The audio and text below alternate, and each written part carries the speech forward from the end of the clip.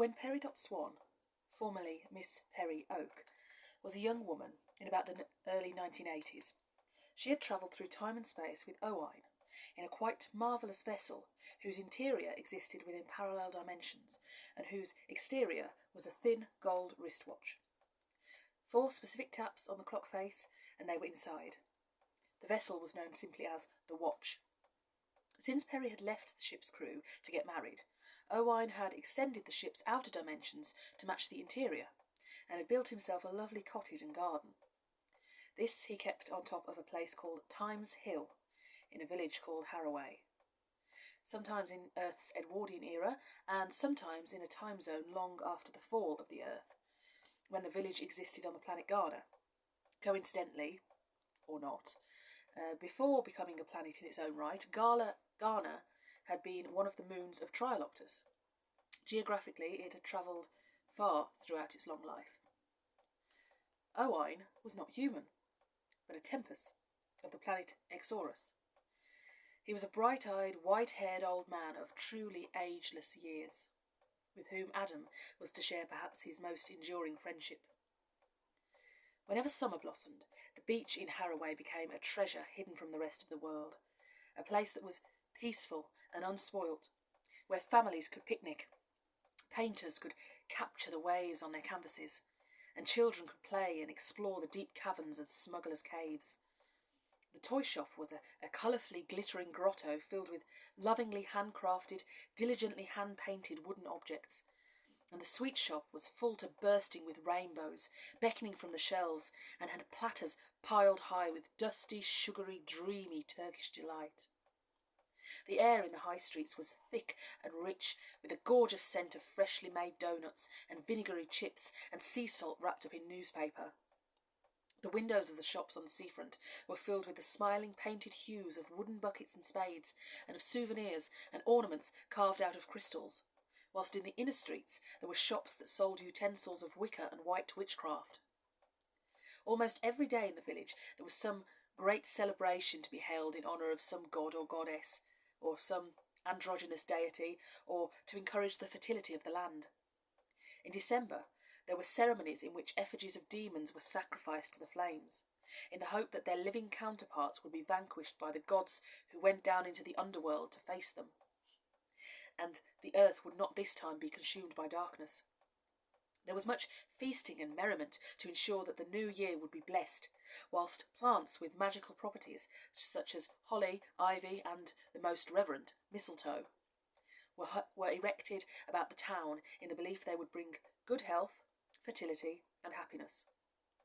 There were fireworks on New Year's Eve, and on the 25th of December a great and ridiculous Christmas party would be held at the Manor House, with food and drink in excess, dancing, and the fundamental games of charades. In spring there were Easter egg hunts and dancing around the maypole at Beltane to welcome in the May. So wild and so wondrous were these festivals, one could really believe that the flowers grew and the children were born just to hear the music played and see the dances enacted in their honour.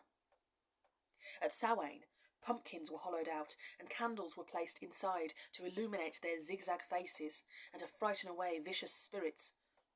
There were a select few among the druids, the pagans, and the white witches, whose ceremonies went beyond religious, and had led to their being able to bewitch mops and brooms and chairs and oil lamps to chase one another down the streets, much to the amusement of the onlooking crowd. Such was Harroway. And in her forests, every day was spent in childish play, as the dryads and naiads would weave garlands and conjure petals to rain down upon the residents, and the May-Queens would sow seeds of tomorrow's flowers. As the fauns played their music, the world would stir and grow and glow, and the spirits of the earth would uncloak to join their merriment. The souls of ancient trees would betray their age with such energy and gaiety, but honour their age with the telling of stories of many, many centuries in the Harrowian forest. The witches and the warlocks would tell stories, by the warm light of their cauldrons, to chill the blood within your veins. They would warn children of the dangerous places they would not go, and so it was only right that they always did. They spoke of banshees who roamed hungrily through the wild mountain moors, and the creatures lurking in the black-hearted shadows of the lagoon, horrendous and skeletal in appearance. And yet the sights of these bony reptiles did nothing to decrease the thrill in seeing them in their womanly upper-world guises, bathed in moonlight and combing their hair as they perched upon a rock in the middle of the ocean, confident that every metaphorically red-blooded young boy would be hanging out of his bedroom window to watch them. Then there were the shadowlands in the forest, where the vampires, the wolves, the werewolves, the trolls and the minotaurs dwelt.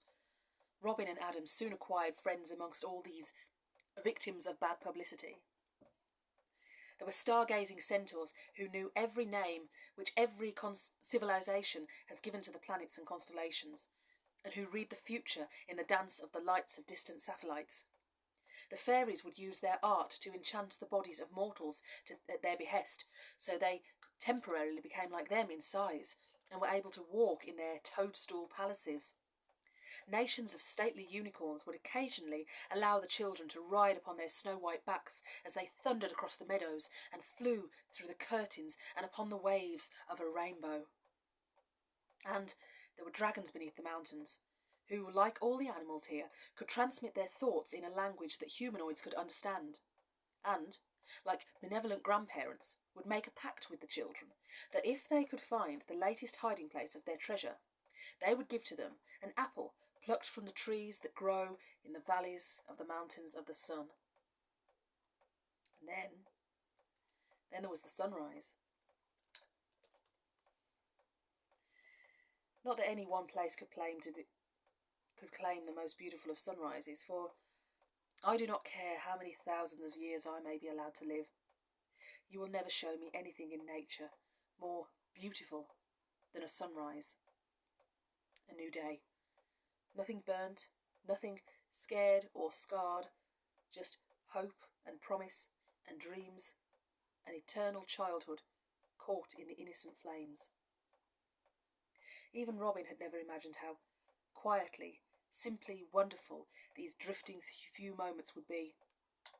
I watched the sun rise up over the beach in the morning had sounded a pretty cool thing to say that you had done, but when it comes to it, the silliness and the laughter, it fades away in the light of that sun. It's beautiful. It's unspeakable. And that silliness and laughter was gone from hers and Adam's eyes, and the unshed tears of adults in the face of such magnanimous power and benevolent majesty were there to be seen instead. After all they had been through, all they had come from, all the ironclad ghosts standing in their history, and stories they could tell, here they were this morning, together. It had been so long since Robin had had the time to sit and contemplate the tapestry of her life. Come to think of it, it might be the first time at all.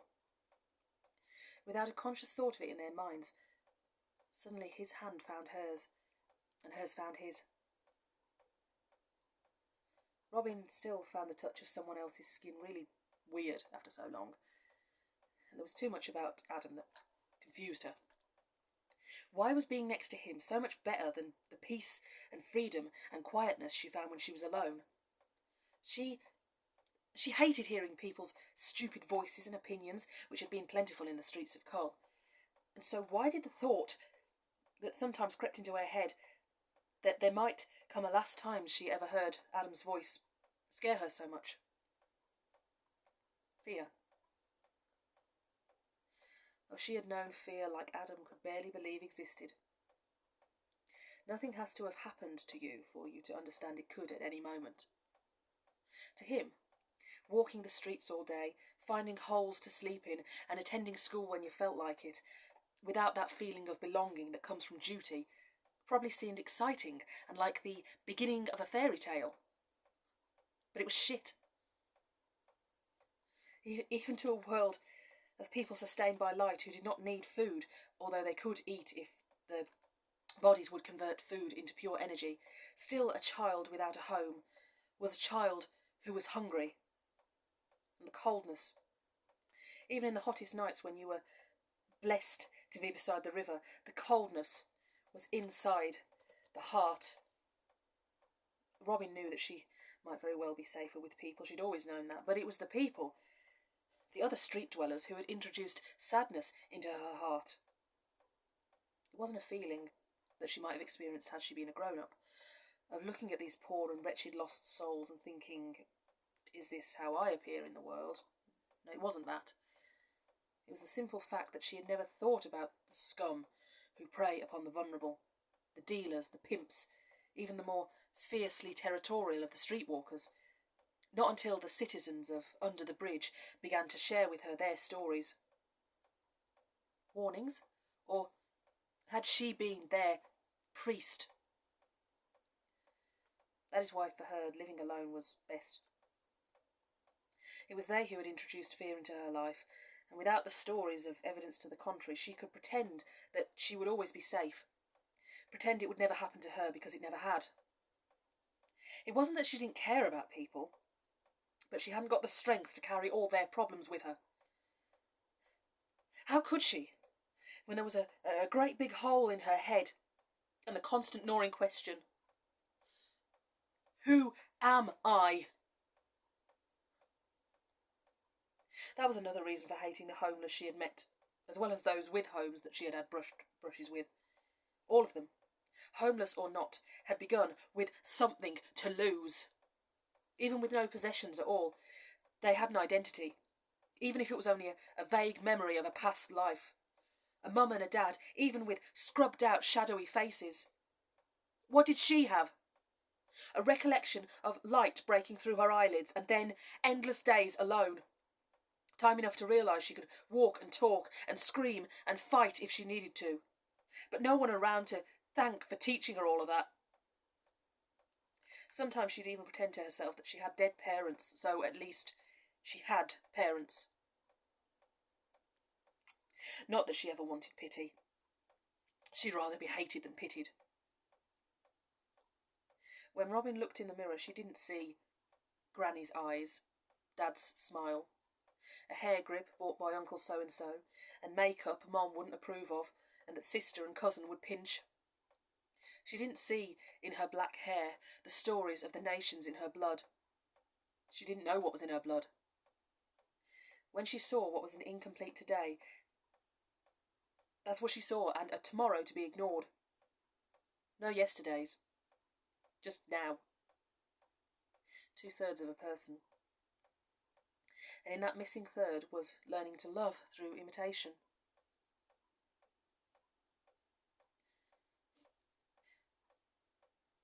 But did the heart sometimes force you to love? Wherever it is you come from. Sometimes Adam made her so angry, with all his innocence of thought that she had not asked to have taken away from her, which he did not treat as the luxury it was. He was part of the group she envied, anyone who wasn't her and didn't have to wonder who they were. Sometimes she wanted to smash his smiling face to pieces, but she also wanted him never to leave her, and if she hurt him like that, she knew she deserved to be left. Maybe she did anyway.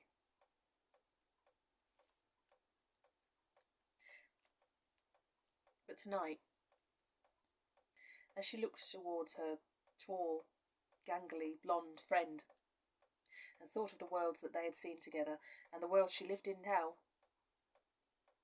she felt no hostility at all. How had he done this to her? How had he made her so weak-willed that people weren't her enemies anymore? Melted the slither of ice in her heart.